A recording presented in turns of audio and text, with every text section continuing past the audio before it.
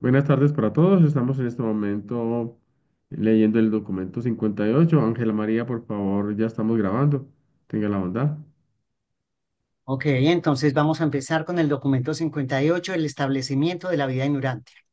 En toda Satania existen solamente 61 mundos similares a Urantia, planetas de modificación de la vida.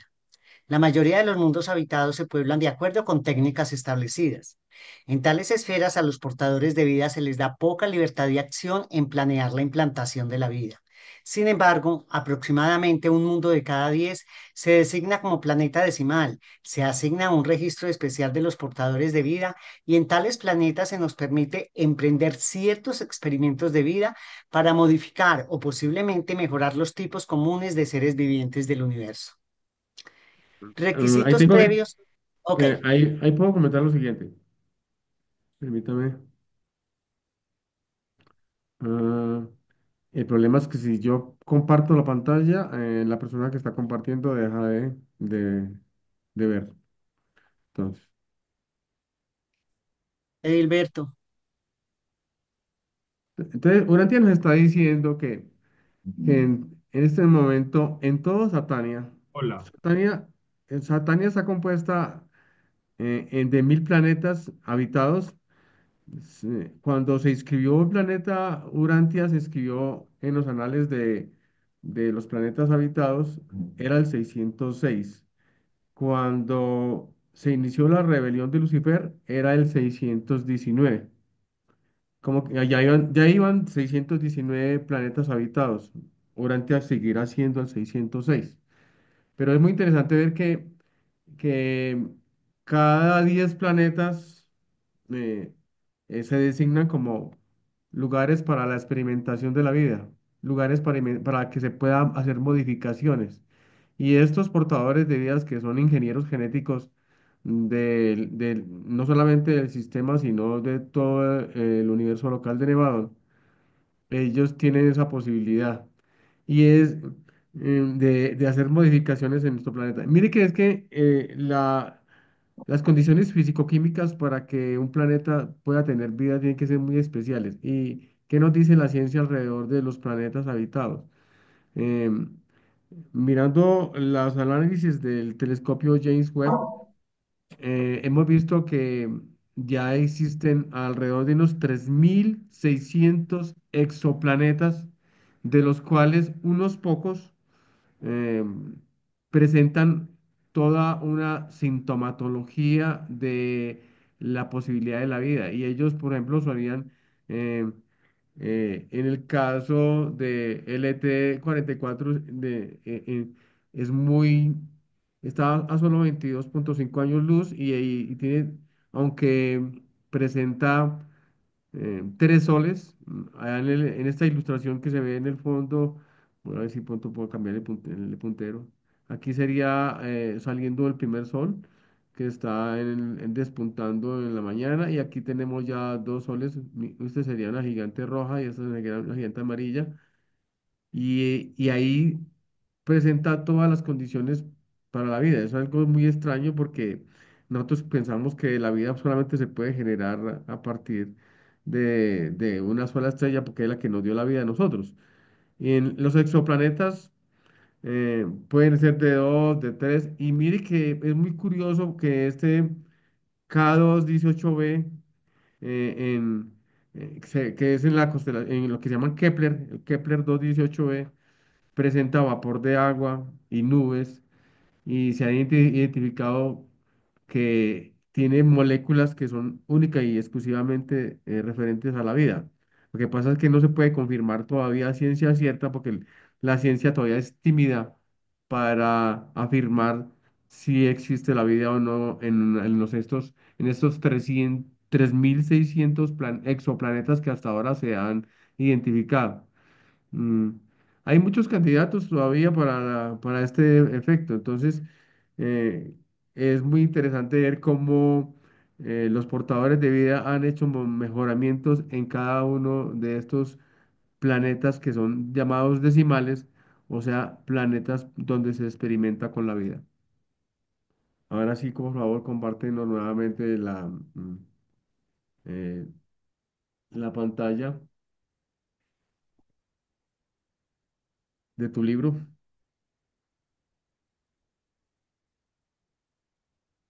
Gracias, don Edilberto. ¿Cuáles serían los requisitos previos para la vida física? Bien difícil. Hace 600.000 millones de años, la Comisión de Portadores de Vida enviada de Jerusalén llegó a Urantia y empezó el estudio de las condiciones físicas, preparatorio para originar la vida en el mundo número 606 del sistema de Satán.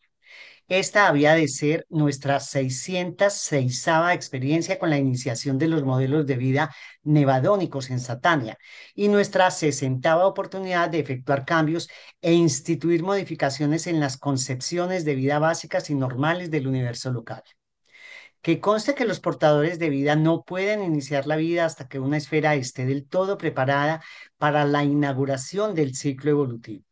Tampoco podemos disponer un desarrollo vital más rápido que aquel que el progreso físico del planeta puede sustentar y acomodar. Los portadores de vida satanianos habían proyectado un modelo de vida a base de cloruro de sodio. Por tanto, no se podía hacer gestión alguna para su implantación hasta tanto las aguas del océano se hicieran suficientemente salobres. El tipo urantiano de protoplasma no puede funcionar más que en una solución salina adecuada. Toda vida atávica, tanto vegetal como animal, evolucionó en un medio de solución salina. Incluso los animales terrestres superiormente organizados no podrían continuar viviendo de no circular esta misma solución esencial por su cuerpo en la corriente sanguínea que libremente baña, literalmente sume cada minúscula célula viviente en estas profundidades marinas.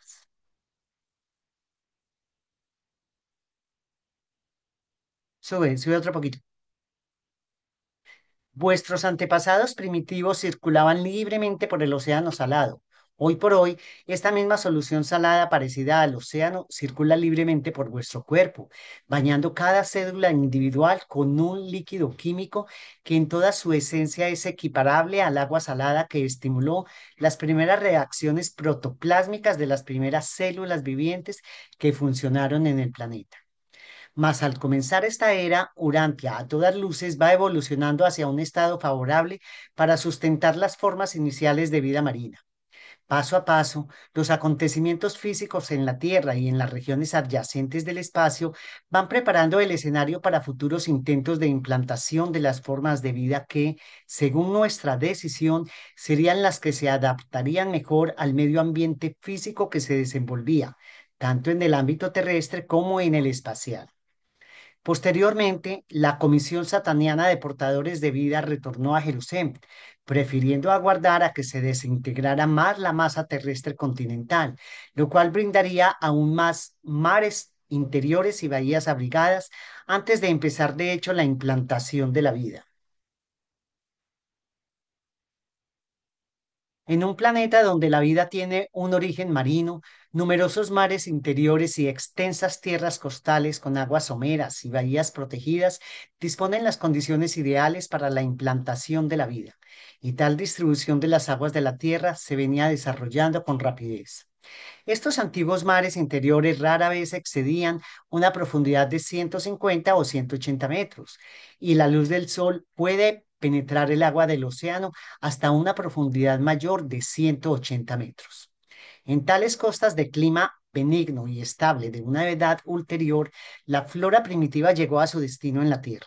Allí, el alto grado de carbono en la atmósfera brindó oportunidades a las nuevas variedades terrestres de vida para un desarrollo veloz y frondoso.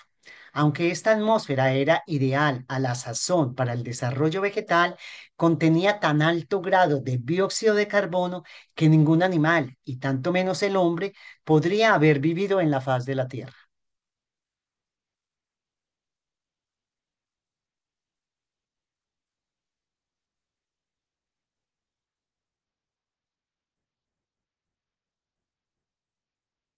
¿Estás muteado?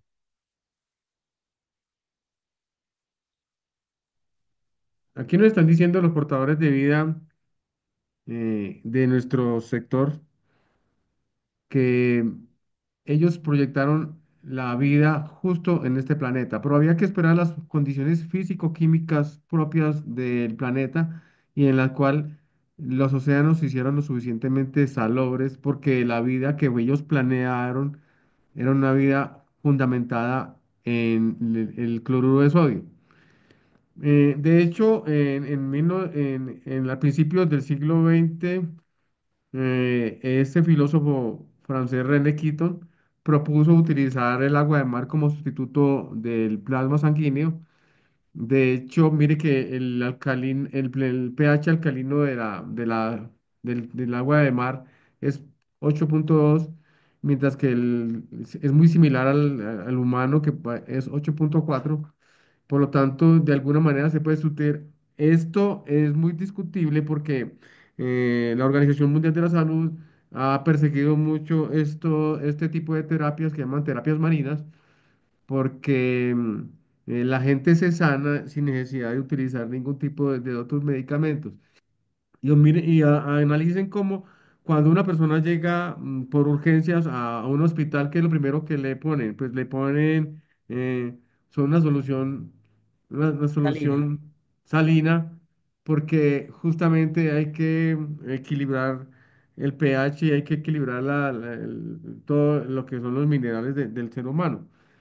Y nos dice Urantia que todos tenemos en nuestro interior eh, un océano y nos desarrollamos justamente en el vientre de mamá, porque el vientre de mamá es otro océano primigenio. El pH es un pH básicamente neutro, un poquito tirando al alcalino, 7,3. Y el agua de mar sería un remedio excelente para todos nosotros porque es sinónimo, cuando un cuerpo está alcalino, es sinónimo de un cuerpo sano. Y por eso los animales terrestres, ahí nos incluimos a nosotros mismos, no podemos vivir si no tenemos ese océano que nos circula cada una de nuestras células, eh, lo que llamamos el plasma sanguíneo. El plasma sanguíneo se sigue desarrollando en nuestro interior, sigue bañando todas nuestras células, es lo que nos dice Urantia. Y posteriormente, cuando ya los océanos tenían cierta protección, por ejemplo, uno puede mirando, voy a cambiar aquí de puntero. Estos mares de interiores de lo que se llamó la Pangea, que fueron el primer supercontinente que existió, son mares de poca profundidad y son mares que facilitan de alguna manera el desarrollo de la vida. Estos mares interiores, esos lagos interiores, facilitan porque no hay tanto oleaje, además las profundidades, en este caso, en las partes exteriores, ahí no se podría sembrar la vida porque son extremadamente profundas las aguas y nos dice que lo máximo que llega el, la luz solar para penetrar en el interior del océano es aproximadamente entre 160 a 200 metros de profundidad. Y es justamente cuando los portadores de vida vieron las condiciones salinas del océano, buscaron justamente estos mares interiores, estos mares que no eran muy agitados, sino más bien mares calmos y que tienen poca profundidad, porque de esta manera da las condiciones ideales para la implantación de la vida. Eso fue como lo que inicialmente ellos proyectaron y por eso la siembra se hizo en estas partes interiores, mm, para que se pudiera la semilla que ellos trajeron, o ese protoplasma eh, que ellos diseñaron, se pudiera desarrollar justamente en este tipo de alcalinidad.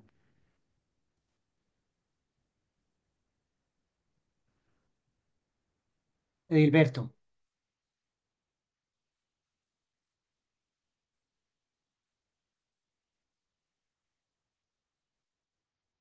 Edilberto, ¿quieres leer tú este segundo punto? Angelita, tú lees muy lindo. Y me da pena que todos se roten. Bueno, dos, la atmósfera de Urantia. Por la atmósfera planetaria se filtran a la Tierra aproximadamente 2.000 millonésimos de la emanación total de la luz del Sol. Si la luz que incide en América del Norte se pagara a razón de 2 centavos por kilovatio hora, la factura anual de luz excedería los 800.000 billones de dólares. La factura de luz solar de Chicago ascendería a un monto que superaría apreciablemente a los 100 millones de dólares diarios. Y tened presente que del sol se reciben otras formas de energía. La luz no es la única aportación solar que llega a vuestra atmósfera. Llueven a cántaros sobre Urantia vastas energías solares que abarcan las longitudes de onda que van desde las que están más allá del alcance de la visión humana hasta las que están por debajo de esta. La atmósfera de la Tierra es casi opaca a gran parte de la radiación en el extremo ultravioleta del espectro. Una capa de ozono que envuelve completamente la Tierra hasta unos 16 kilómetros por encima de su superficie y que se extiende otros 16 kilómetros del lado del espacio exterior, absorbe la mayor parte de estas ondas de corta longitud. El ozono que infiltra esta región en las condiciones que predominan en la superficie de la Tierra formaría una capa de solo 2,5 milímetros de espesor. No obstante, esta cantidad relativamente pequeña y, al parecer, insignificante de ozono protege a los habitantes de Urantia del exceso de estas peligrosas y destructoras radiaciones ultravioletas presentes en la luz del Sol.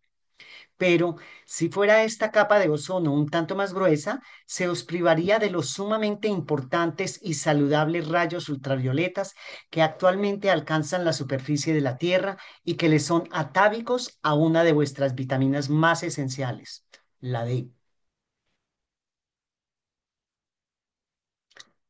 Así y todo, algunos de vuestros mecanicistas mortales menos imaginativos se empeñan en considerar la creación material y la evolución humana como una casualidad.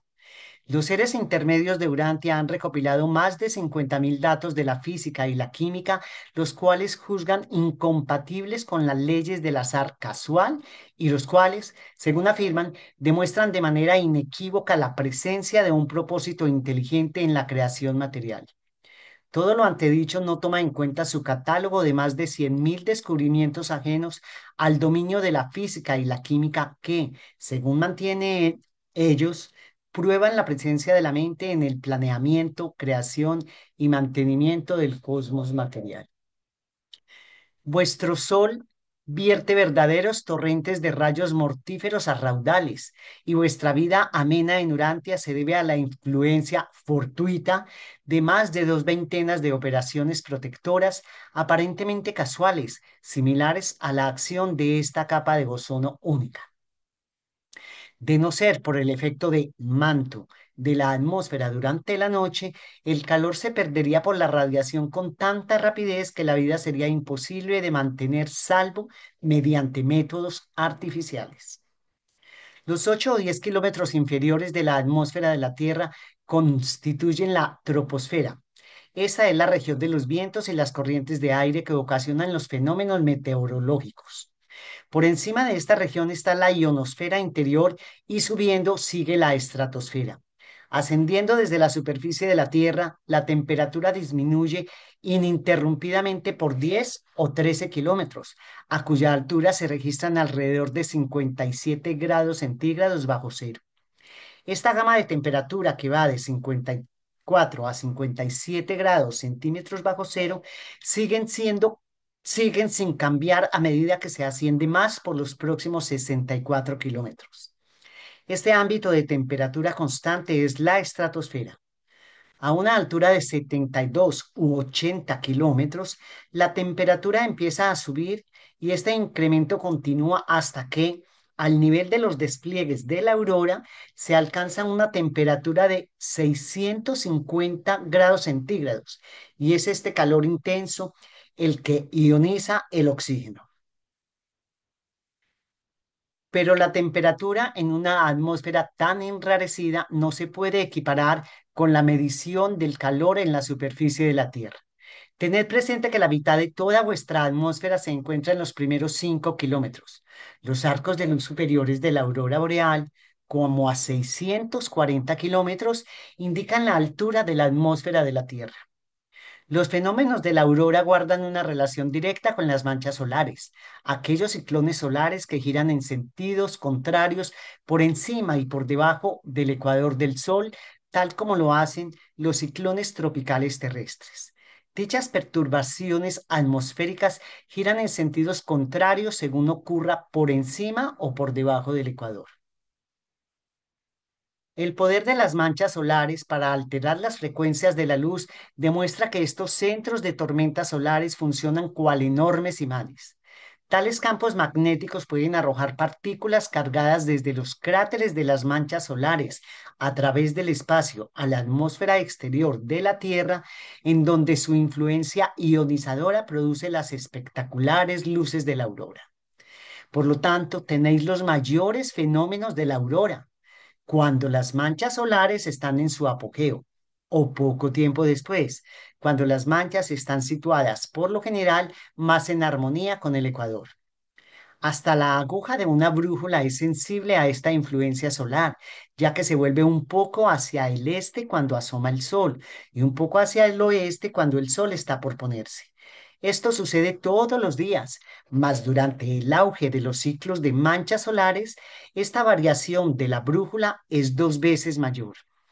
Estas desviaciones diurnas de la brújula responden al incremento en la ionización de la atmósfera superior, producido por la luz solar.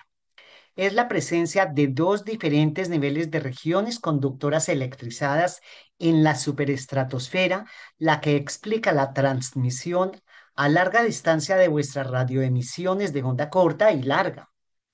Las formidables tormentas que ocasionalmente azotan los dominios de estas ionosferas exteriores perturban algunas veces vuestras transmisiones. Ay, qué lindo, eso es una historia muy linda. ¿Qué podemos comentar al respecto? A mí me llamó mucho la atención de que la energía que recibimos solar tiene que ver con una cantidad de energías radiantes que provienen no solamente de nuestra estrella madre, sino del espacio exterior. Y eso se refiere a una cantidad de rayos que en este momento la ciencia desconoce, pero Durante habla acerca de estos rayos de energía corta que provienen del universo y que nos afectan. Y después nos hace mucho énfasis acerca de los rayos solares, mm, como los rayos ultravioletas que son categorizados en A, B y C. En el caso de los C, son rayos que deben ser rechazados completamente porque de derecho nos generarían muchos problemas en nuestra dermis. Y en el caso de los rayos ultravioleta B, son los que la epidermis absorbe y los rayos ultravioleta tipo A son los que en realidad atraviesan perfectamente toda nuestra piel y en ese proceso de absorción de la energía solar es cuando nosotros podemos absorber la vitamina C que produce el organismo se fija a nuestros esqueletos, a nuestros huesos, a nuestros dientes, porque esa es la manera, cuando ya está activada la molécula de calcio, em, se fija perfectamente esa que nosotros absorbemos en los alimentos o es la única manera de poderla absorber perfectamente es si tuviéramos energía solar. Si no hay energía solar no podemos absorber este calcio que proviene de los alimentos y de la energía solar. En esencial, si tenemos buen calcio en nuestro organismo, tenemos un buen organismo sostenedor y también ayuda a nuestro sistema inmunológico. Otra cosa interesante que nos dice ahí el libro es que acerca de la capa de ozono que protege nuestro planeta y en proporción, si nuestro globo terráqueo fuera del tamaño de una pelota de fútbol, el grosor de la capa de ozono sería de un cabello humano. O sea que en términos reales es una capa extremadamente pequeña, extremadamente delgada y justamente tiene que ser delgada porque si fuera demasiado gruesa no dejaría no dejaría pasar esos rayos benéficos que recibimos a diario del sol. Y por eso nos protege de los rayos malignos, que serían los rayos ultravioleta tipo C, que son altamente cancerígenos. Y por eso fue que la campaña que se realizó por allá en los años 80 90 de dejar de consumir aerosoles que tuvieran CFC, porque los clorofluorocarbonados lo que hacen es desbaratar el ozono, que el ozono es una molécula o un isótopo mejor, un isótopo del oxígeno, porque el oxígeno, su normal disposición es O2, pero en este caso, cuando se generan rayos, eh, las moléculas del ozono se compactan a tres átomos, entonces por esto es que se habla del O3. El O3 es el oxígeno, se genera a partir del O2. Y esa capa en este momento se ha recuperado ostensiblemente gracias a que ya no se está produciendo los fluorocarbonados como propelentes de los aerosoles y como los propelentes de nuestros sistemas de refrigeración.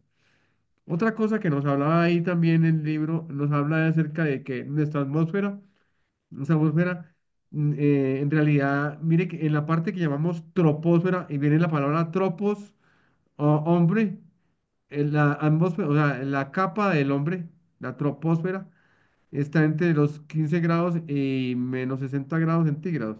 Ese es como el promedio, es una temperatura agradable que facilita la vida, pero a medida que se va ascendiendo, se va enfriando muchísimo la temperatura hasta llegar a la mesósfera, que es la parte más alta de donde ya se generan los fenómenos como las auroras boreales, donde se ven los impactos de los meteoritos o esas luces que ven en el cielo cuando se impregna una, un pedrusco de estos un meteorito de estos que impacta con la atmósfera, ahí es donde se enciende.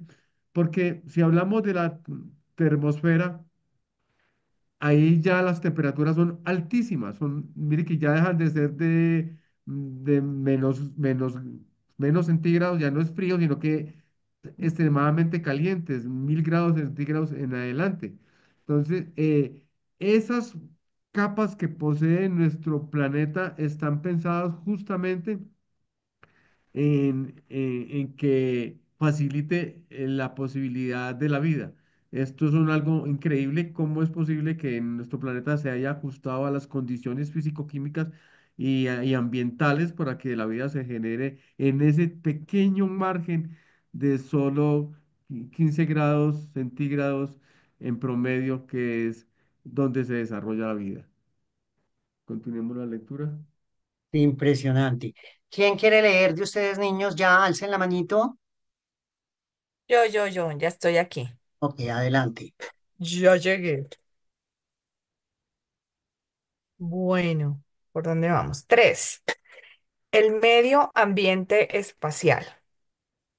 Durante los tiempos más primitivos de la materialización del universo, las regiones espaciales están salpicadas de vastas nubes de hidrógeno, precisamente tales como los cúmulos de polvo astronómico que actualmente caracterizan muchas regiones por todo el espacio remoto. Gran parte de la materia organizada que desintegran y dispersan los llameantes soles en forma de energía radiante originalmente se acumulaba en estas nubes primordiales de hidrógeno. Bajo ciertas condiciones insólitas, la perturbación atómica también se da en el núcleo de las masas de hidrógeno mayores. Y todos estos fenómenos de formación y disolución de átomos, como ocurre en las nebulosas altamente recalentadas, van acompañados del surgimiento de una cantidad abrumadora de rayos espaciales cortos de energía radiante. Junto con estas diversas radiaciones, hay una forma de energía espacial desconocida en Urantia. Esta carga de energía de rayo corto del espacio universal, la mierda no sirve.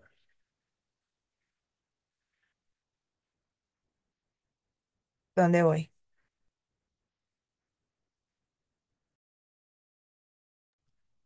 esta carga de energía de rayo corto del espacio universal. Segundo párrafo, Esther.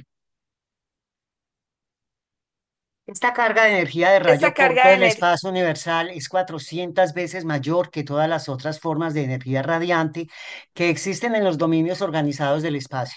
Fluctuaciones y súbitos cambios de tensión en la temperatura, gravedad y presiones electrónicas modifican cualitativa y cuantitativamente la emanación de rayos cortos espaciales. Provenga esta de las llameantes nebulosas, de los tensos campos eléctricos del espacio exterior o de las vastas nubes de polvo e hidrógeno. Adelante, Mr. Linda. Estas eventualidades en el origen de los rayos espaciales las determinan muchos sucesos cósmicos, así como las órbitas de la materia circulante, que varían de círculos modificados a eclipses extremas. Además, las condiciones físicas pueden alterarse en gran medida debido a la rotación de los electrones. Se halla en algunas ocasiones en sentido contrario al de la conducta de la materia más gruesa, incluso en la misma zona física. Las vastas nubes de hidrógeno son verdaderos laboratorios químicos del cosmos, albergando todas las fases de la energía evolutiva y la materia en metamorfosis. Grandes acciones de energía también ocurren en los gases marginales de las grandes estrellas binarias que tan a menudo están imbricados y por ende se entremezclan extensamente. Sin embargo, ninguna de estas formidables y extensas actividades de la energía del espacio ejerce la menor influencia sobre el fenómeno de la vida organizada, el plasma del germen de las cosas y seres vivientes. Estas condiciones de la energía del espacio son pertinentes al medio ambiente, esencial para el establecimiento de la vida, pero no son efectivas en las modificaciones subsiguientes de los factores hereditarios del plasma del germen, como lo son algunos de los rayos de energía radiante más largos. La vida implantada por los portadores de vida es totalmente resistente a todo este asombroso torrente de rayos cortos espaciales de la energía del universo. Todas estas condiciones cósmicas esenciales tenían que evolucionar hasta un estado favorable antes de que los portadores de vida pudieran principiar, de hecho, el establecimiento de la vida en Urantia. ¿Qué es imbricados? Ah, que tan a menudo están imbricados. Comprometidos. Ok. Mira que Adelante, J. me olvidó decir algo del, del párrafo anterior. eh, Edilberto, eh, gracias. y entonces, y que me parece que es bastante relevante porque nos habla de que el Sol tiene un periodo de actividad que no, ya sabemos que es aproximadamente de 11 años y se repite, y ese justamente, por ejemplo, aquí se llama el mínimo solar, cuando está tranquilo, cuando está calmado, pero cuando llega el momento de los 11 años, entra en lo que se llama en el máximo solar, y en ese máximo solar aparecen lo que se llaman las manchas, las manchas oscuras o manchas negras. Esas solares, esas manchas solares son las que comprometen los vientos solares, generan gran cantidad de energía y aquí en lo que se llama, aquí se puede, cuando a veces sucede ese tipo de tormentas solares por la gran actividad de las manchas. em, Puede comprometer todos nuestros sistemas electrónicos, especialmente las comunicaciones satelitales e incluso la energía eléctrica que va por los cables y se puede generar sobrecargas de energía. Por eso en este momento hay todo un proceso de vigilancia de las manchas solares y la vigilancia de estas tormentas solares porque sabemos que somos vulnerables ante semejante cantidad de energía. Y miren el tamaño que tiene una mancha de estas. Este sería nuestro planeta y serían de 15 o más veces del tamaño de nuestro planeta una mancha solar de esas. Y es en esas manchas solares donde el magnetismo se invierte Y eso es algo increíble. Cada 11 años el polo magnético que era norte se convierte en sur y así sucesivamente. El que era sur se convierte en norte cada 11 años.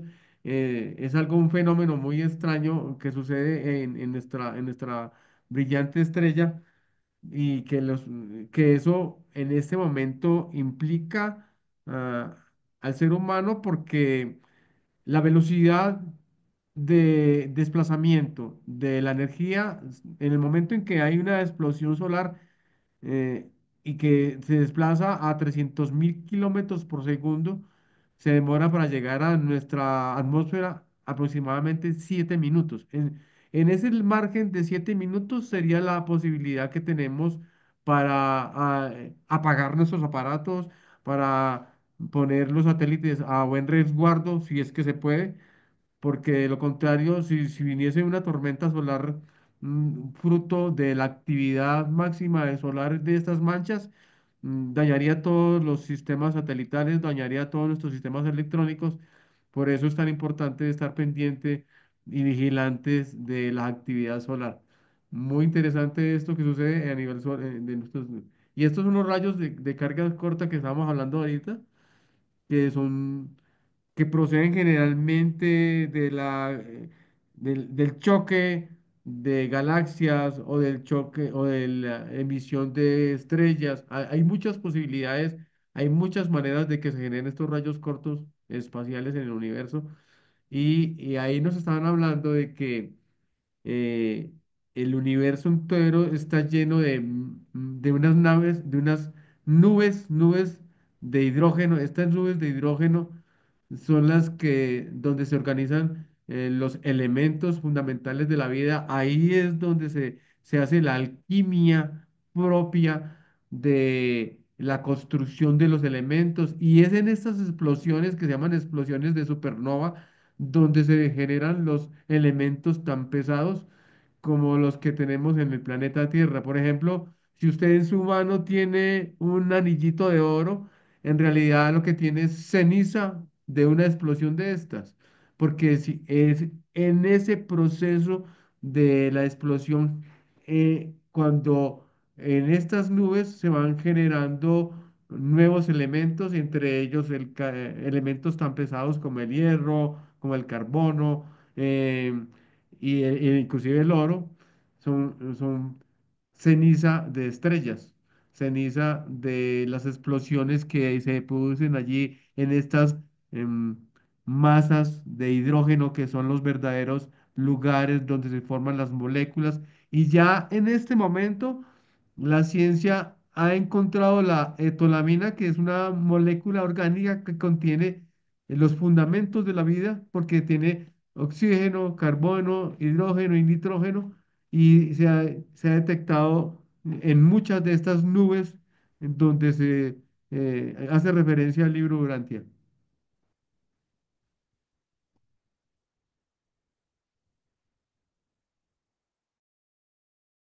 Hilberto, por favor, continúa. Bueno, 4.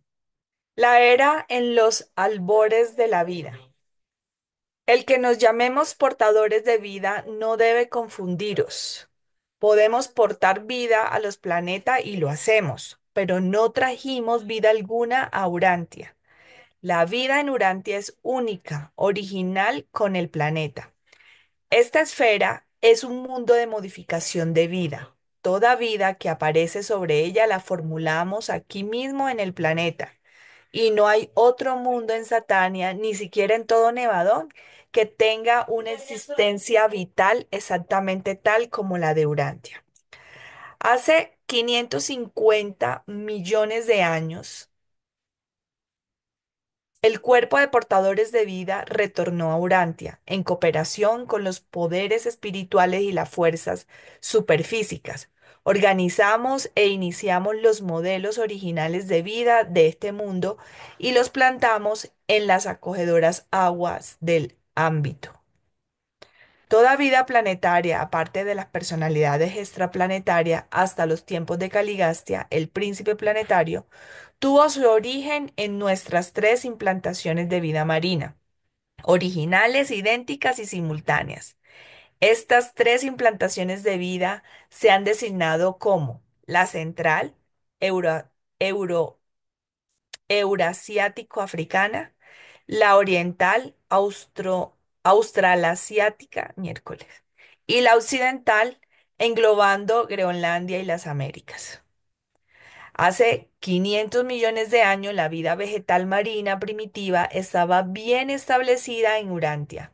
Groenlandia y la masa terrestre ártica, junto con América del Norte y del Sur, empezaban su larga y lenta deriva al oeste.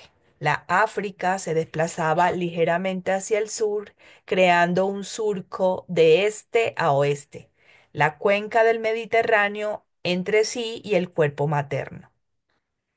La Antártida, Australia y la Tierra evidenciada por las islas del Pacífico se desprendieron por el sur y el este y se han desplazado muy lejos desde aquel día. Habíamos sembrado la forma primitiva de vida marina en las bahías tropicales resguardadas de los mares centrales de la separación este-oeste de la masa terrestre continental en desprendimiento. Nuestro objetivo al hacer tres implantaciones de vida marina era asegurarnos de que cada una de estas grandes masas terrestres se llevara esta vida consigo en sus mares de aguas tibias cuando la Tierra subsecuentemente se separara. Previmos que en una era posterior, cuando apareciera la vida terrestre, grandes océanos de agua separarían estas masas terrestres continentales que iban a la deriva. Muy bien previsivos. El desplazamiento perdón. Ah, ok. Está silenciada, Sí, Jotica. sí, qué Eso, pena, Esther. gracias. Dale, dale. No sé, algo que Urantia se anticipó antes que inclusive que la ciencia fue el fenómeno de la deriva continental. La deriva continental nos habla de justamente cómo eh, partimos de un solo continente y este se fue fragmentando. Y es justamente en estas pequeñas bahías donde los mares están protegidos, donde se hizo la implantación de la vida. Una se hizo en la parte asiática, otra en la parte occidental y otra que se hizo aquí en esta parte que es interior. Y a medida que se fue desplazando, se fueron desplazando las masas continentales, se, se fue dando el planeta que ahora conocemos. Pero es interesante ver cómo en estas zonas intermedias donde se van desprendiendo un continente del otro, es donde se facilitó la posibilidad de albergar la vida. Hablábamos la anterior reunión que si estos fenómenos todavía se seguían repitiendo. Efectivamente, sí, en la deriva todavía sigue, todavía se siguen desplazando y creo que es aproximadamente 1 metro por año, que es mucho. Inclusive hablábamos sobre la separación que en este momento se está dando en África, eh, donde la placa africana se está desplazando y el mar llegará un momento que va a invadir toda esta zona y tendremos un nuevo mar interior, en lo que ahora conocemos como África. Y esta placa somalí se está desplazando hacia el oriente y, y esos son fenómenos que fragmentan y que son, en el caso de la separación que está dando en África, es solamente 7 milímetros por año, pero en términos geológicos no hay afán, porque esos fenómenos siguen y seguirán siguiendo, seguirán, seguirán ocurriendo. Y de nuevo destaco cómo Urantia se adelantó a la ciencia, hablando de la deriva continental y la deriva continental se vino a corroborar, fue a principios del siglo, como a principios del año 70 80 del siglo pasado. Entonces, es muy adelantada en su época, Urantia.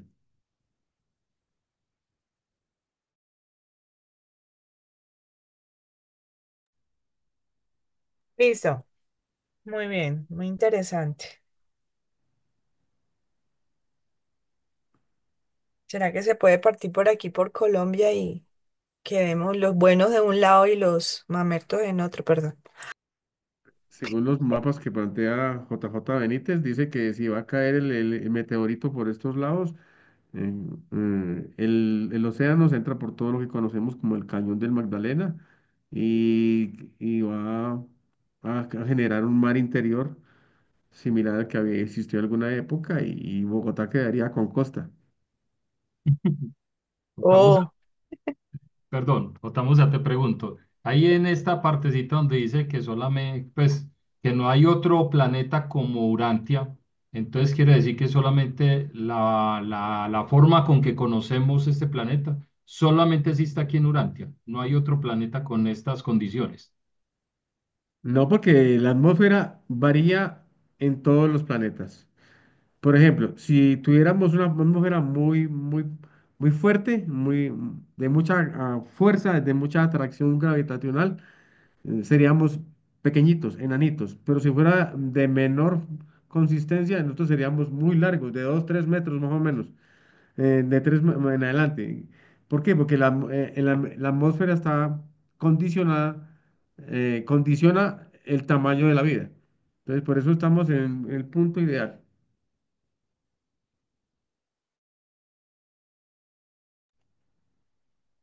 bueno, muy bien. Ok.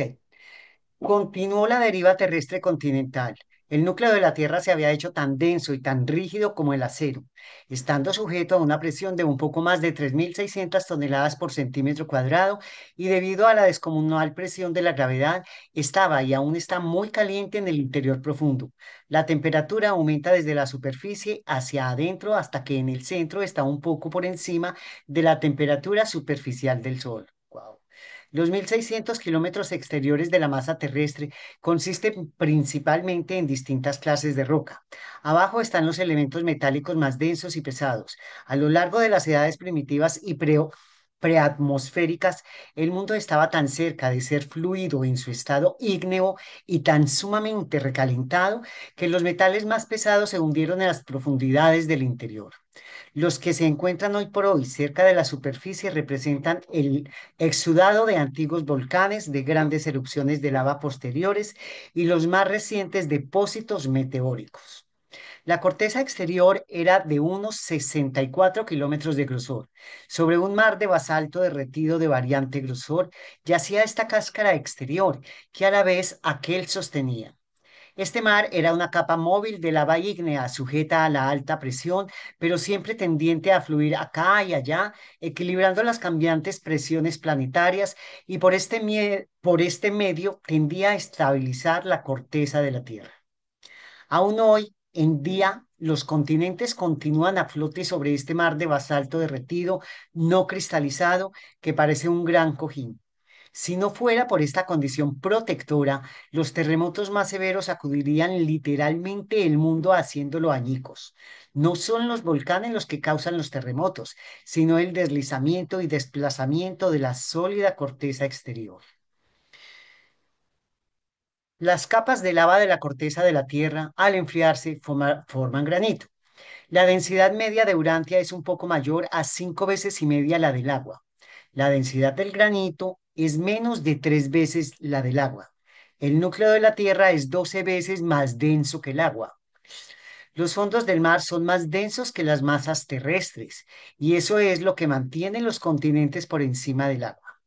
Cuando los fondos del mar salen por extrusión arriba del nivel del mar, se encuentra que se componen en gran parte de basalto, una forma de lava considerablemente más pesada que el granito de las masas terrestres.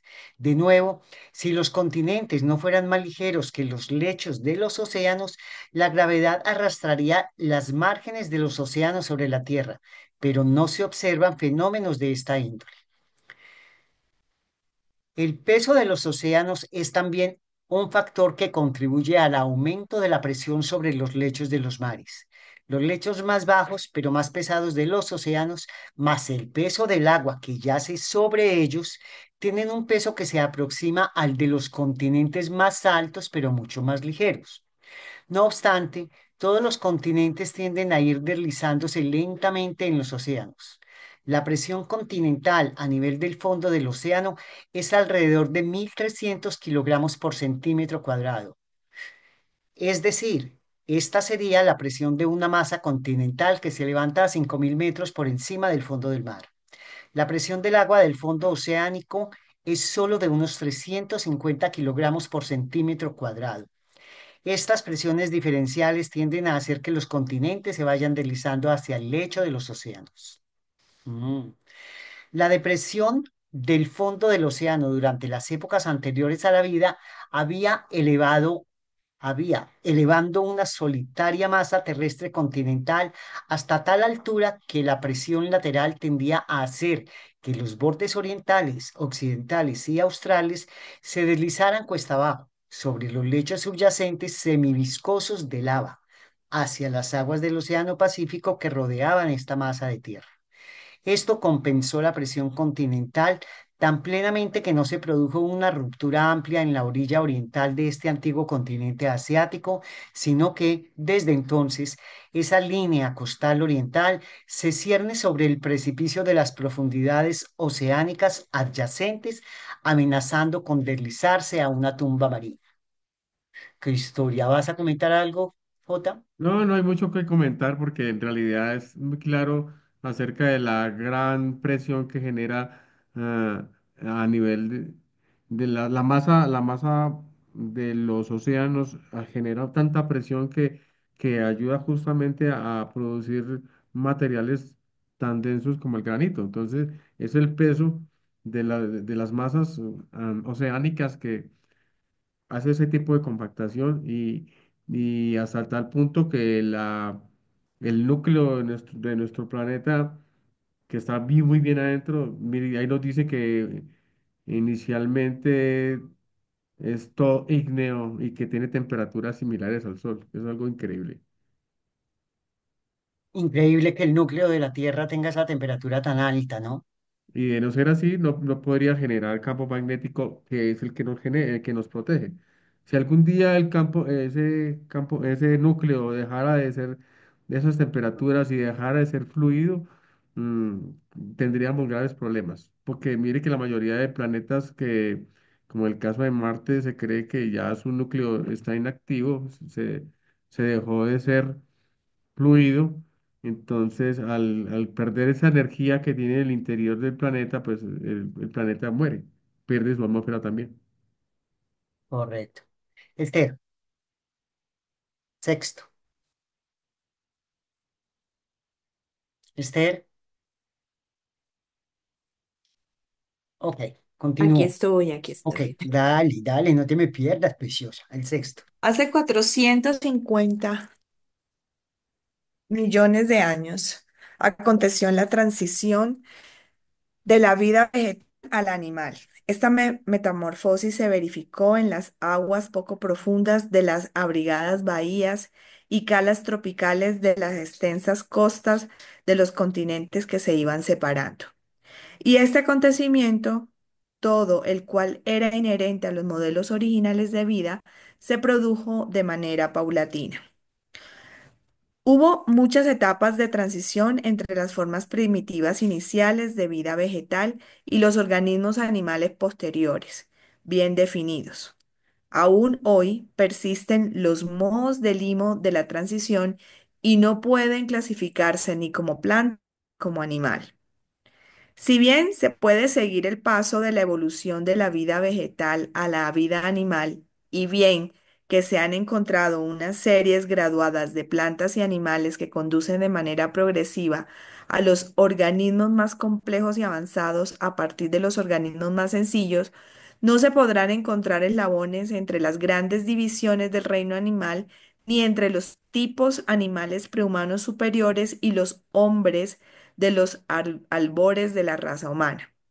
Estos así llamados eslabones perdidos quedarán perdidos sempiternamente por la sencilla razón de que jamás existieron.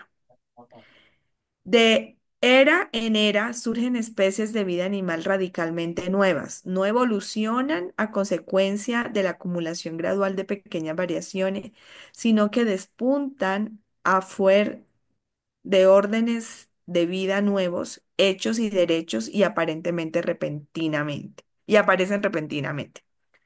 La aparición súbita de especies nuevas y órdenes diversificados de organismos vivientes es del todo biológica, estrictamente natural. No hay nada de lo sobrenatural vinculado a a estas mutaciones genéticas. La vida animal evolucionó cuando se hubo alcanzado el grado idóneo de salinidad en los océanos y fue relativamente sencillo permitir que las aguas salobres circularan por los cuerpos de los animales de la vida marina. Pero al contraerse los océanos e incrementarse el porcentaje de sal en gran medida, estos mismos animales desarrollaron la habilidad de reducir la salinidad de los fluidos de sus cuerpos, tal como aquellos organismos que supieron vivir en agua dulce, adquiriendo la habilidad de mantener el grado adecuado de cloruro de sodio en sus fluidos corporales por medio de una ingeniosa técnica de conservación de sal. Estudios de los fósiles de la vida marina incrustados en roca revelan las primeras luchas de estos organismos por ajustarse, primitivos por ajustarse. Las plantas y animales nunca cesan de hacer estos experimentos de ajuste. El medio ambiente cambia constantemente y siempre están los organismos vivientes procurando acomodarse a estas fluctuaciones incesantes. Las dotes fisiológicas y la estructura anatómica de todo orden de vida nuevo están en respuesta a la acción de la ley física, pero la dotación ulterior de la mente es un don de los espíritus ayudantes de la mente que va de acuerdo con la capacidad cerebral innata. La mente, aunque no es de evolución física, depende por completo de la capacidad cerebral, siendo conferida esta por el desarrollo puramente físico y evolutivo. A través de casi interminables ciclos de adquisiciones y pérdidas, ajustes y reajustes, todo organismo viviente va cambiando en un vaivén de edad en edad. Los que logran la unión cósmica perduran, en tanto que los que se quedan cortos de esta manera cesan de ser. Esta mitad. Jótica, ¿tienes algo que decir? Ok, estás muteado, ya. Es interesante ver cómo la vida marina primera que surgió en los océanos fueron unos seres muy rudimentarios que no se clasifican ni como plantas ni como animales, entre ellas las esponjas y, y otros. Ahí nos hablan de uno que me llamó mucho la atención, que es un ser que no se puede clasificar ni como planta ni como animal, como es el caso de los mohos de limo. Estos mohos de limo son primos lejanos de las plantas, y no son ni hongos, tienen un sistema nervioso, porque son capaces de aprender a través de un mecanismo que se conoce como la habituación. Y estos aprenden, digamos, si esta agua donde ellos o el agua o el sistema donde ellos se desempeñan los afecta, ellos saben y recuerdan que por ahí no pueden pasar, porque ellos se van desplazando lentamente y se van apoderando de las materias que consumen porque ellas las asfixian.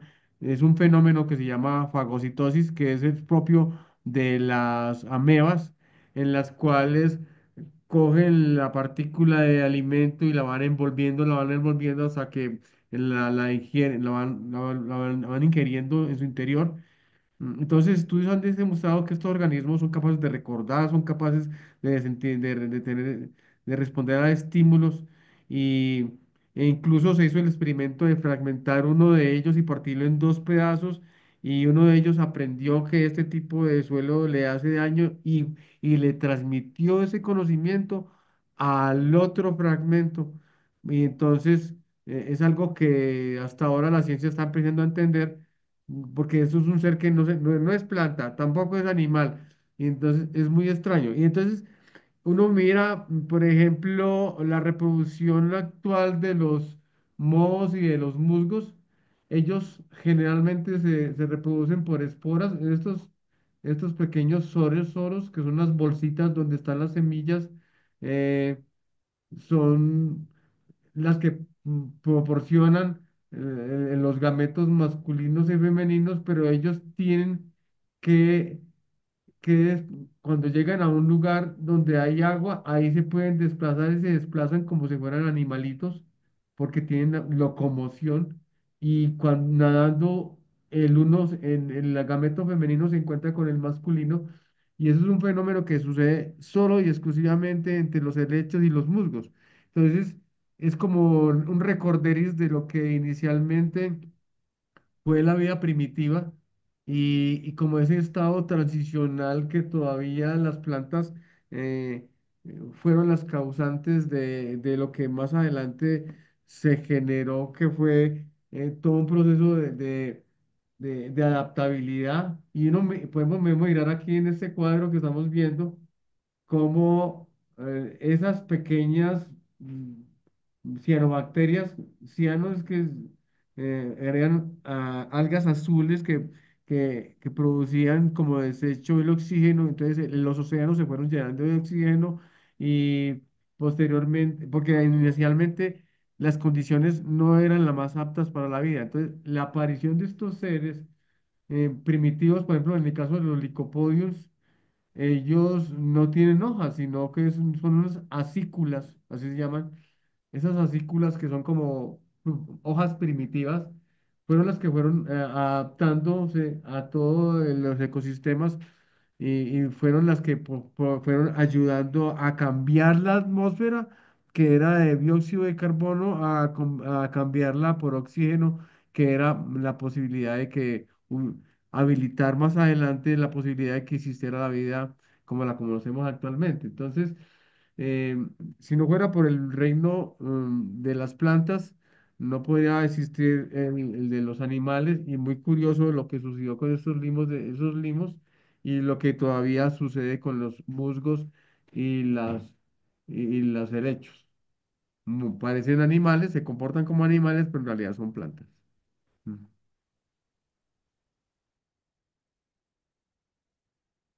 Mm.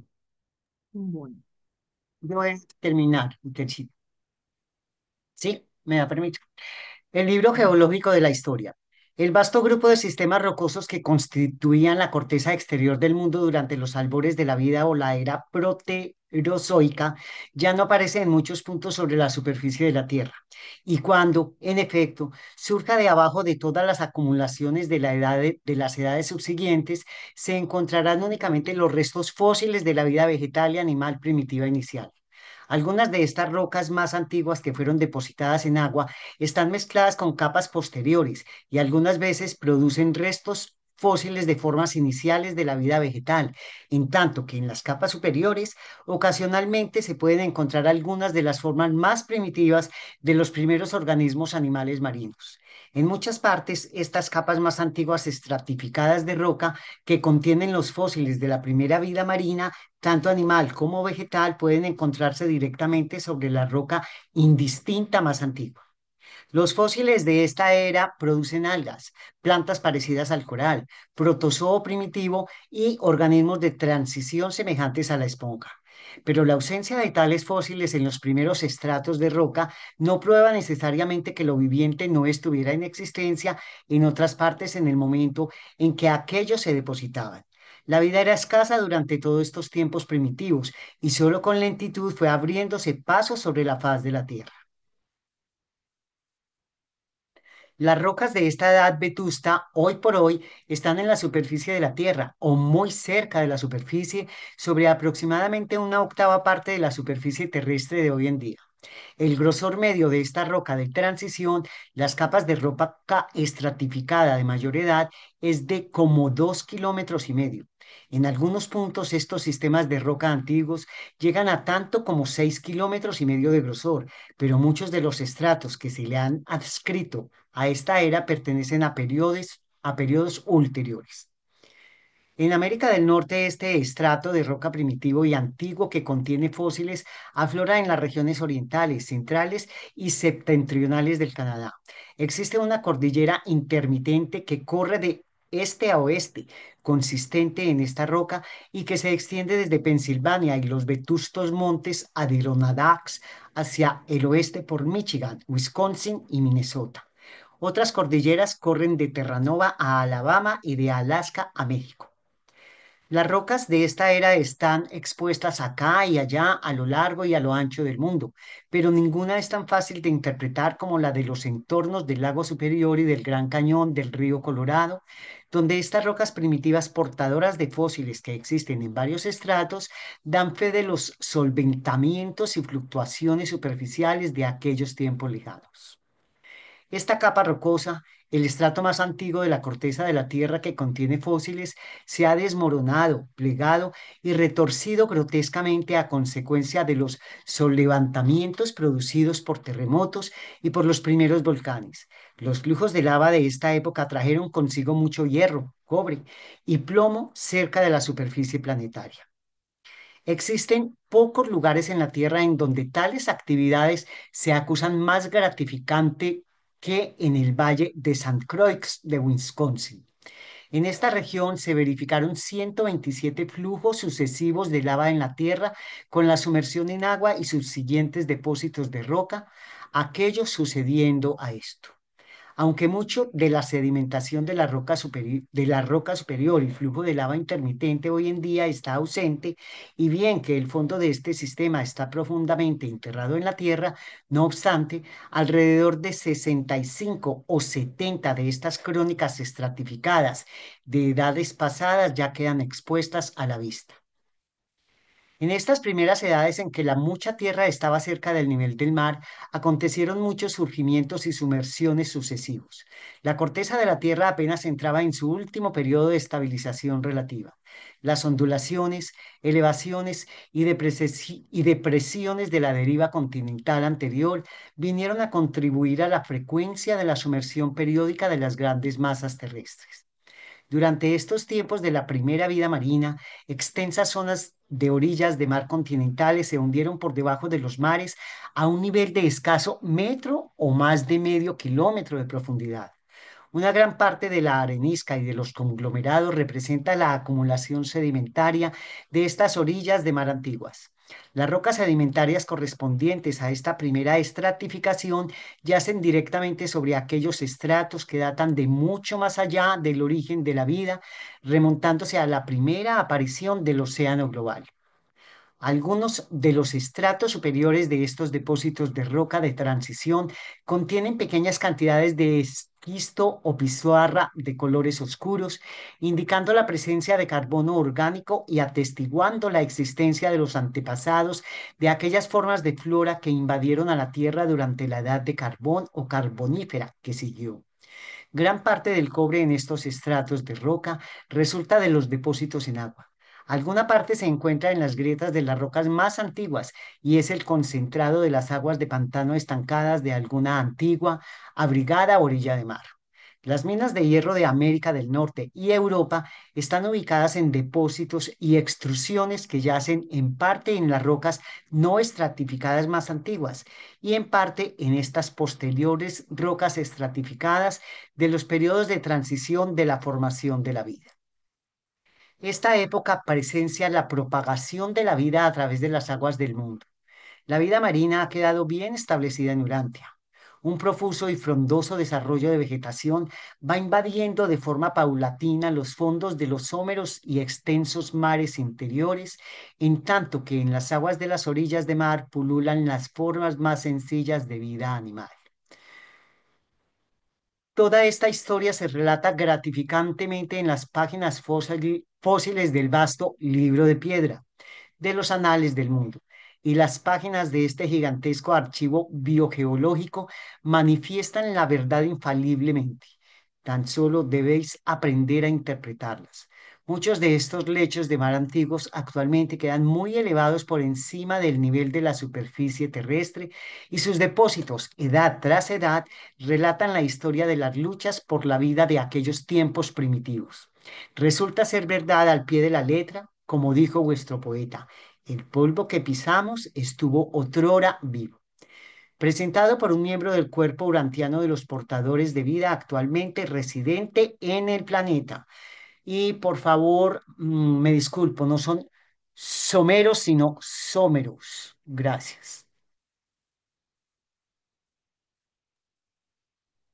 Eso que acabas de leer se resume en esta imagen que estamos viendo aquí en mi pantalla, creo que ya la están viendo.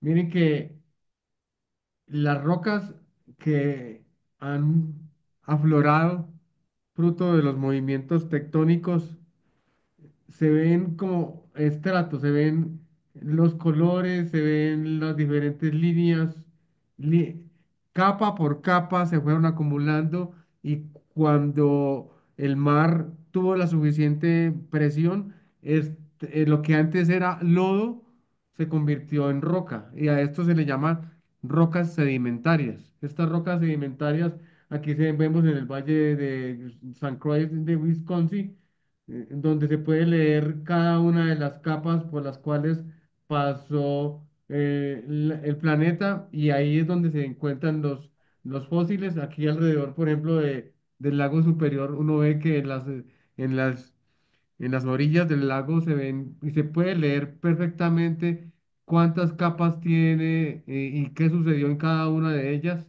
Entonces, a eso se le llama el libro Durante, lo llama el libro de piedra, porque podemos leer perfectamente qué sucedió en cada una de esas épocas y por qué tiene ese color o por qué tiene ese estrato.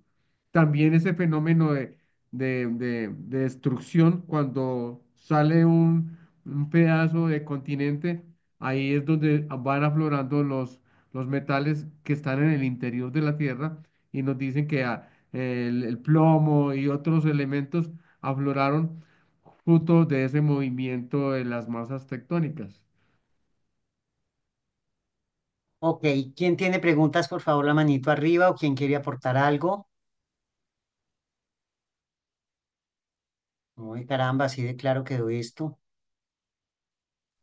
Es que las imágenes dicen más que mil palabras.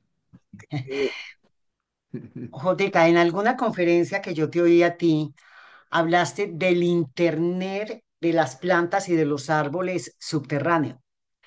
Ahorita, mm, ahorita nos mostraste cómo se comunicaban estos, los del modo que, modo limo. Ok, El modo del limbo, que, se, que parece que no, se comporta como si fuera un animal, pero en realidad es una planta.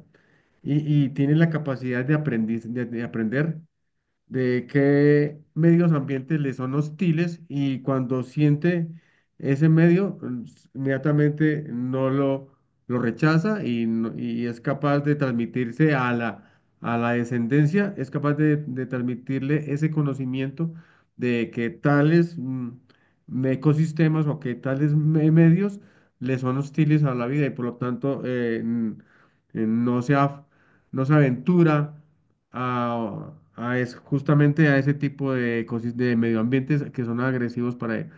Y cuando hablabas de que existía el Internet de las plantas, efectivamente, las micorrizas, que son como las raíces de los hongos, los micelios, por así decirlo, así se llaman, los micelios, se conectan unos con otros y le ayudan a todas las plantas, ayudan en el proceso de descomposición de los elementos que les son favorables o que una planta necesita un elemento, entonces estas micorrizas que son hongos que favorecen la descomposición de los elementos para que puedan ser asimilables más fáciles para la planta.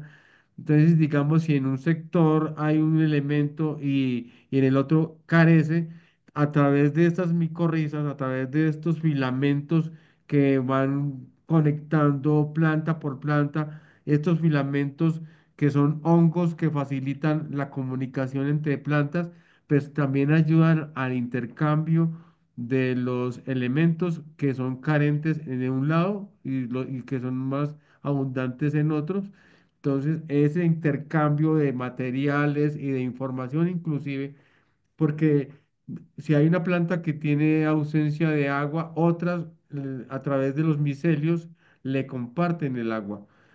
Hay todo un emparentamiento entre las plantas y no tienen que ser de la misma especie y estas se conectan unas con otras y por eso le hablamos como si fuera una red de internet, entre comillas, pero en realidad es la red del micelial, del micelio que conecta todas las plantas unas con otras y se diría que el planeta entero está conectado a través del micelio. Uy, qué belleza. Eso es lindísimo. Y lo que dices también del modelismo es como si tuvieran inteligencia, pues como miércoles, responden aquí no, esto es hosco para mí, esto es austero para mí, aquí no puedo vivir, me voy de aquí, divino, excelente, Me voy qué de belleza. aquí y le transmite a los hijos esa información. Ay, qué belleza. La creación es linda. Bueno, Byron, adelante. Muchas Abre el gracias. micrófono. Entre tantas cosas, me llamó mucho la atención que en la transición de la vida de la vegetal a la animal y sobre todo de la animal, me llama la atención que nos recomienda la búsqueda del eslabón perdido porque dice que nunca existió. Por ejemplo, un simio nunca llegará a ser hombre, pero un síndrome de Down nunca llegará a ser simio. Entonces, ¿qué es lo que le da la entidad al ser humano para que por retrasado que sea no llega a ser anterior? ¿Y por qué el anterior tan supremamente evolucionado no llega a ser humano? ¿Y por qué recomiendan no buscar ese eslabón perdido?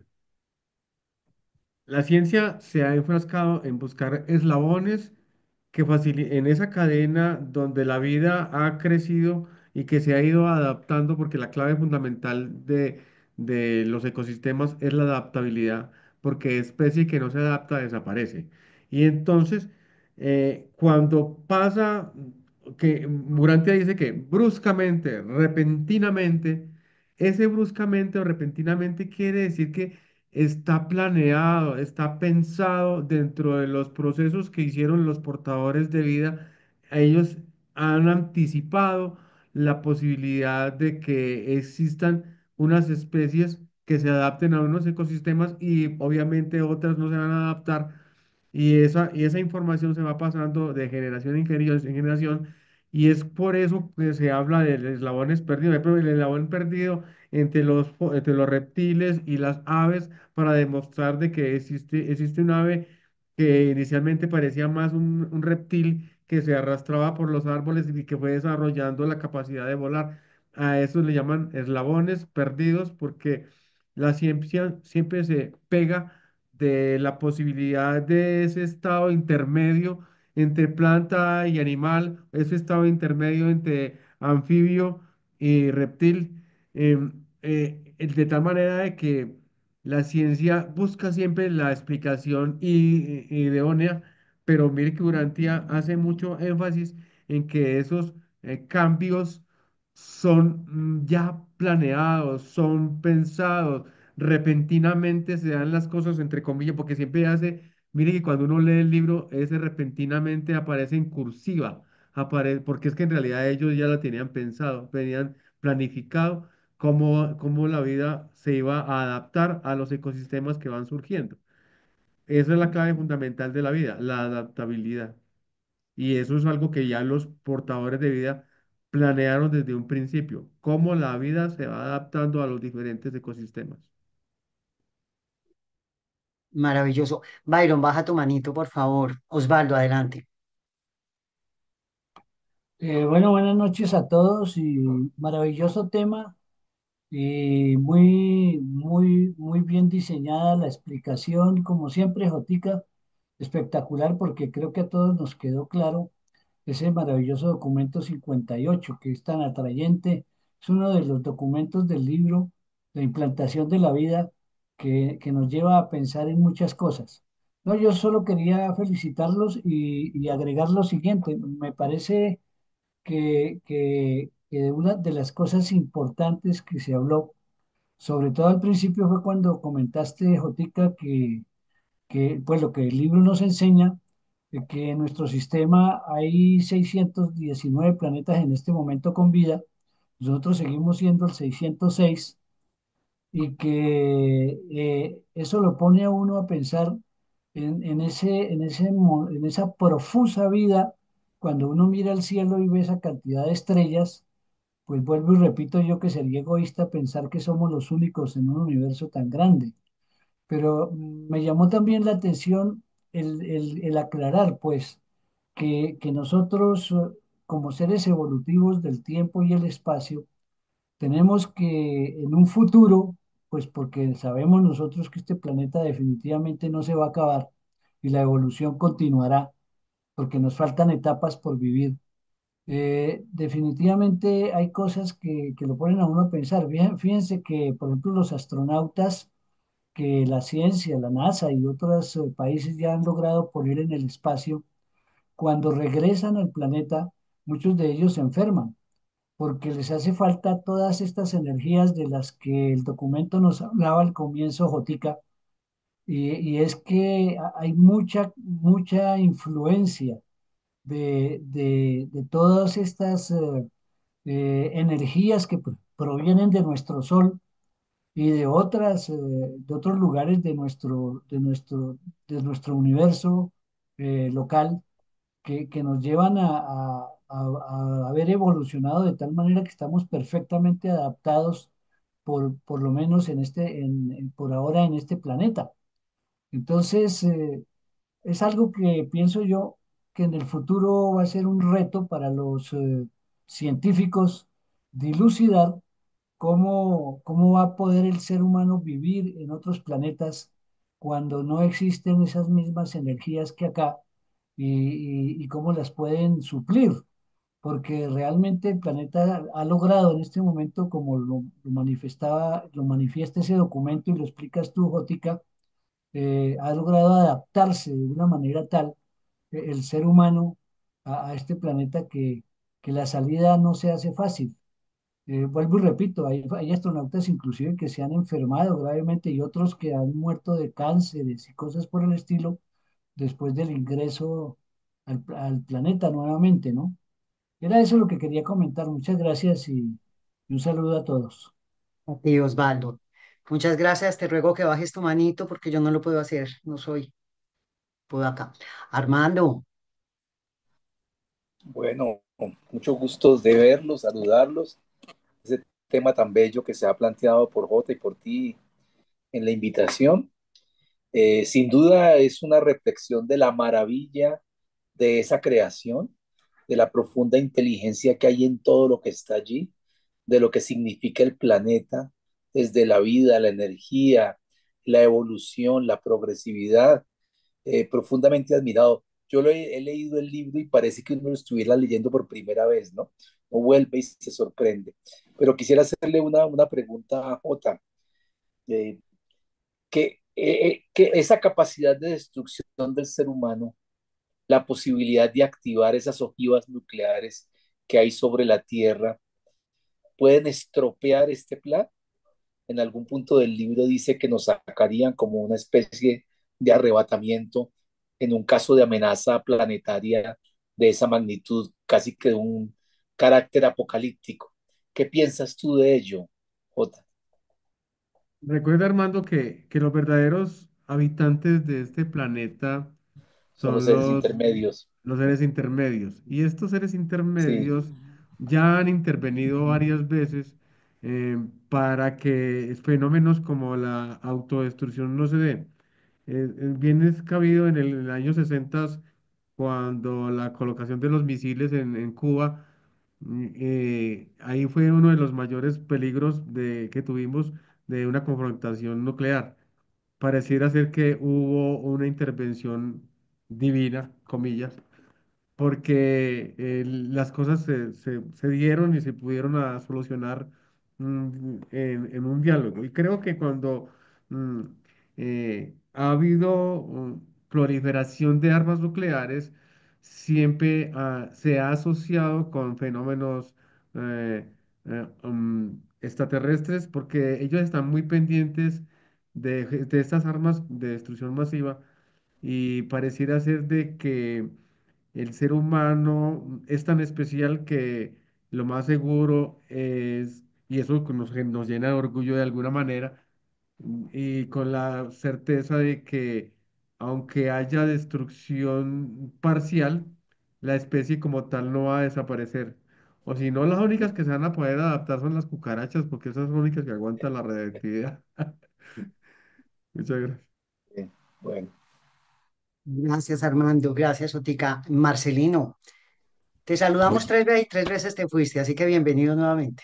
Gracias, estimada Angelita. Sí, un gran abrazo para todos porque acaba de llegar la electricidad y logré meterme porque se cayó también el internet. Bueno, mire, con respecto a el tema, muy interesante, estimado J, lo que escuché hasta hace poquito, que logré escuchar algo de lo que comentaste. En cuanto al eslabón perdido, no olvidemos que además de lo que comentó J, los reveladores dicen que estos primates o estos seres animales que dieron origen a la primera pareja humana, estos seres superiores y de otra tendencia inferior, se degradó hasta el chimpancé, el gorila, lo que se conoce hoy como el simio.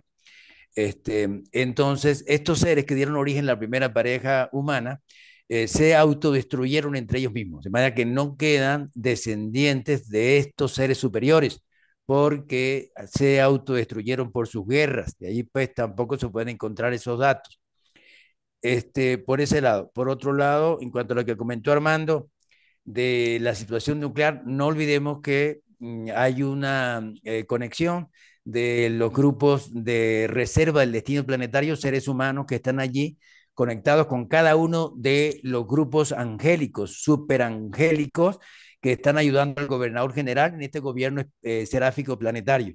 Y entonces estos seres que son humanos como nosotros, pero que son reservistas del destino, tienen niveles elevados de servicio y están en todos los niveles, especialmente pienso yo que están en estas organizaciones que de alguna forma tienen que tomar decisiones importantes para el planeta, están ahí luchando desde los niveles altos hasta los niveles más bajos de servicio para que efectivamente se puedan producir decisiones que eviten estas catástrofes y que se logren superar pues las posibilidades de una tercera guerra mundial, aunque se pudiera producir.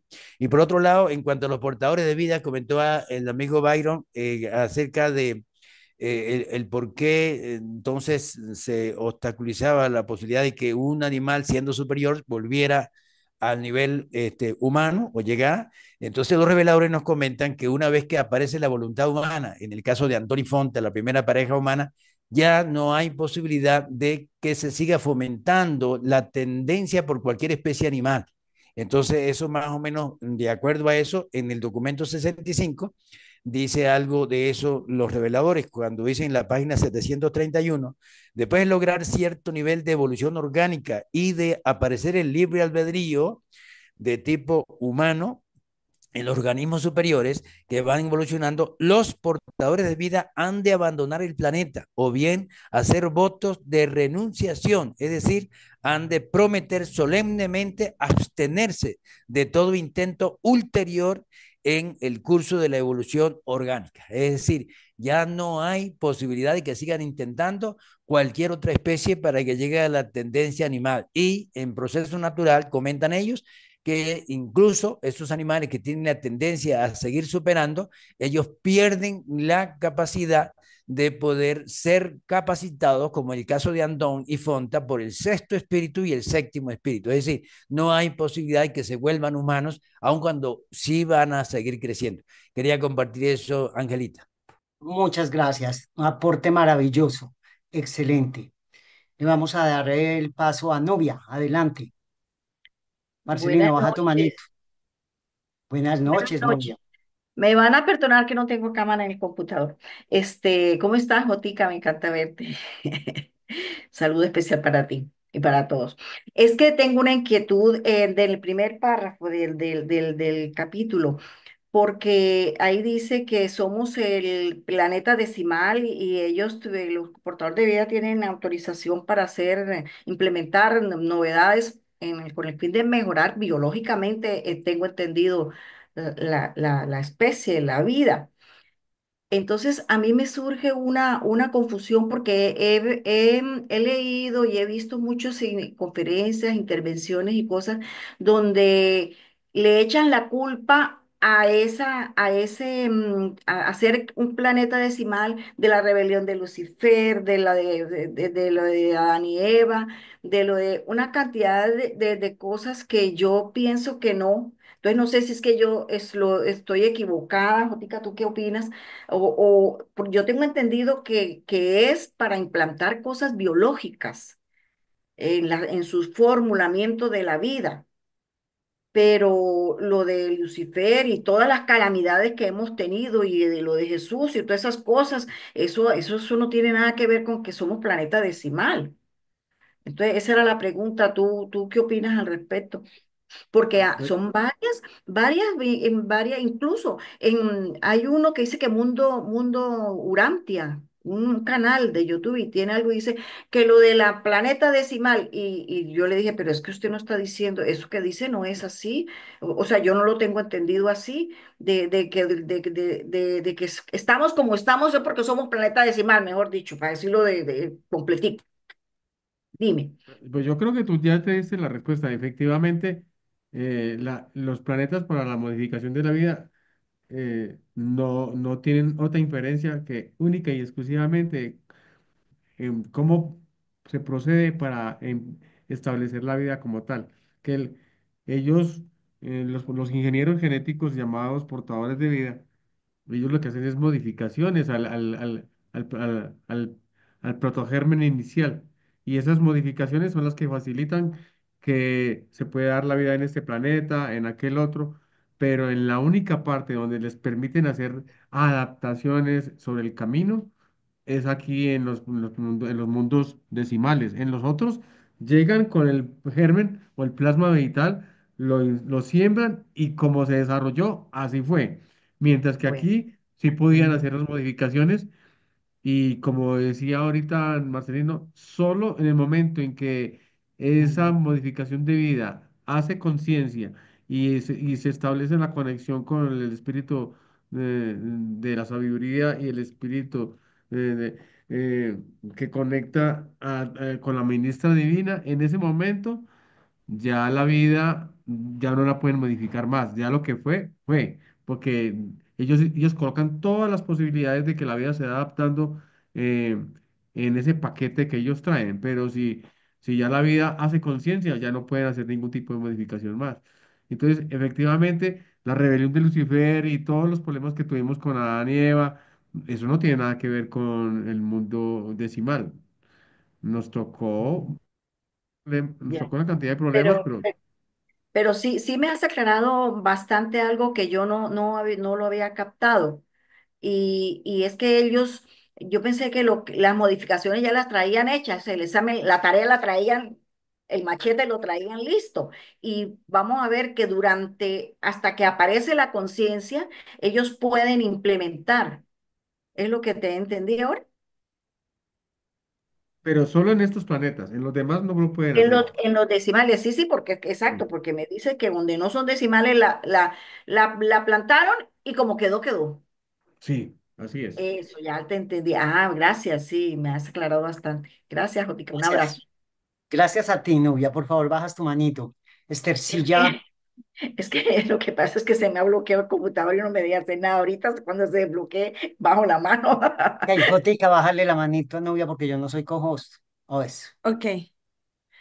Sí, son dos preguntas. Una, referente a lo que acaba de mencionar Nubia, que nosotros somos decimales porque son cada 10 planetas sucede esto, somos laboratorios cada 10 planetas, o porque las condiciones de nuestro planeta se facilitó para hacer un planeta experiencial, perdón, experimental, decimal. Esa es una pregunta. Y la otra pregunta es que dicen que ellos sembraron la semillita como en tres partes, ¿sí? De esas tres partes, ¿cuál fue la que salió o las tres salieron? O sea, La oriental fue la que pelechó. las otras se perdieron, se perdió esa platica. Sí, correcto. Ok.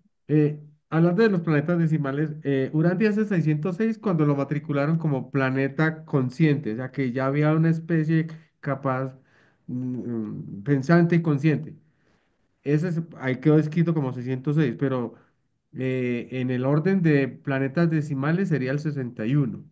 ¿Y cómo se da eso? Es que, digamos, este planeta tiene condiciones, este no, este sí. O sea, a medida que se van dando las condiciones de la vida, porque para Urantia lo importante son los planetas con vida, no importa la miríada de planetas que existen, porque hay muchísimos con donde donde la vida todavía no ha surgido. Y como les decía, cuando se dio la rebelión de Lucifer, ya habían 619 planetas con vida. Mm, Si durante las 606, o sea que eso es un fenómeno que se van acondicionando los planetas para que la vida se pueda sembrar, porque durante habla de que la vida se siembra, se trae, es importada por la gestión de los portadores de vida. Mm, Esto para que sea un planeta decimal, uno diría que son 10 15 20 no son múltiplos del 10 no, cuando las condiciones surgen en un planeta, ya lo matriculan como planeta donde la vida va a funcionar, pero solo para la experimentación es cada 10. Marcelino nos ayuda con ese aspecto. Él ya tiene más De claro Marcelino. ahí. Mm. Gracias, Jota y Angelita. Sí, definitivamente tiene que ver con el hecho de que el promedio de vida, el promedio el plasma promedio de vida de un universo local tiende a mejorarse, porque todo, dicen los reveladores que la palabra de la divinidad es progreso en todo el universo, o sea, debe progresarse. Entonces, en ese sentido, cada 10 planetas, lo que comentó J, puede ser el décimo, puede ser el octavo, puede ser el menor, puede ser el mayor, pero cada 10 planetas que tengan condiciones de vida, entonces se intenta un mejoramiento. Y en el caso de Urantia, se intentó ese mejoramiento para superar el promedio, el plan promedio de vida o el germen promedio de vida de Nevadón, del universo local. Entonces, en ese sentido, fue algo muy interesante porque dice que por lo general la vida se trasplanta, se trae un plasma germen, pero en el caso de Urantia no se trajo plasma germen, no se trasplantó, simplemente vinieron los ingenieros, los técnicos, los especialistas que son los portadores de vida con la ayuda de otros seres y por supuesto los espíritus ayudantes de la mente y produjeron con los materiales del planeta Urantia, produjeron ese plasma germen. Entonces, que era un esfuerzo para hacerlo un tanto superior. Dicen ellos, y por cierto, que la esperanza era que todo se fuera dando en medio de las grandes dificultades que tuvieron, pues tuvieron una gran dificultad, así como en lo que ocurre con la mayoría de los planetas que son decimales, en cuanto a que surgen algunos fenómenos y dentro de esos fenómenos estuvo a punto de desaparecer la vida luego de que ya se había iniciado, tanto la vegetal como la animal. Entonces, pero se logró. Entonces, aparece incluso la bacteria vegetal que causó mucho daño, no solo en los vegetales, sino en los animales y, por supuesto, en los humanos. Tenían la inmensa esperanza que la venida del príncipe cooperara para que eso se pudiera compensar, ese problema bacteriano y de otra índole. Y una de las primeras grandes desilusiones de los portadores de vida fue la caída de Caligastia. Y bueno, aún así, esta gran desilusión, hubo la esperanza de que la venida del Hijo Material diera al traste con la posibilidad de superar esta situación de caída de Caligastia y el golpe mucho más duro, doble ya para sus corazones, fue la caída de Adán y Eva. Entonces, eso golpeó, dicen los reveladores, a los portadores de vida, los afectó por la situación tan dramática que significaba esta situación de la caída no solo de Caligastia, sino de Adán y Eva. Entonces, eso lo comentan allí los reveladores. De manera pues de que ese esfuerzo que hacen y que lo hacen hasta que de alguna forma aparezca esa vida inteligente y que no pueden seguir haciendo modificaciones mayores. En cuanto a las 3 implantaciones de vidas, sí, definitivamente surgió la vida en las 3, estimada Esther, pero lo que se comenta es que hubo una proliferación favorable de la siembra que Vegetal. se hizo alrededor de Groenlandia y allí esa siembra hacia las Américas, especialmente hacia América del Norte, hizo posible que en el futuro este tipo de lemur que se desarrolló allí pasara por el estrecho de Bering a Asia. Y ese lemur se fue desarrollando en Asia y fue el que hizo posible la fecundación de la vida para la primera pareja humana. De manera pues que eso lo comentan los reveladores, que una de las más altas proliferaciones favorables fue la de esta siembra que se produjo alrededor de Groenlandia. Quería entonces comentar eso. Gracias, Marcelino. Bueno, siendo así, damos final ya, vamos a cerrar la sala. En 8 días, el próximo lunes, tendremos nuevamente aquí a Jotica con un tema que se llamará Urantia en la sintonía fina del universo. Es un título bien llamativo. Gracias a todos por participar. Gracias, Jotica, por tu colaboración. No siendo más, ¿quién tiene la grabación? Para de grabar, perdón.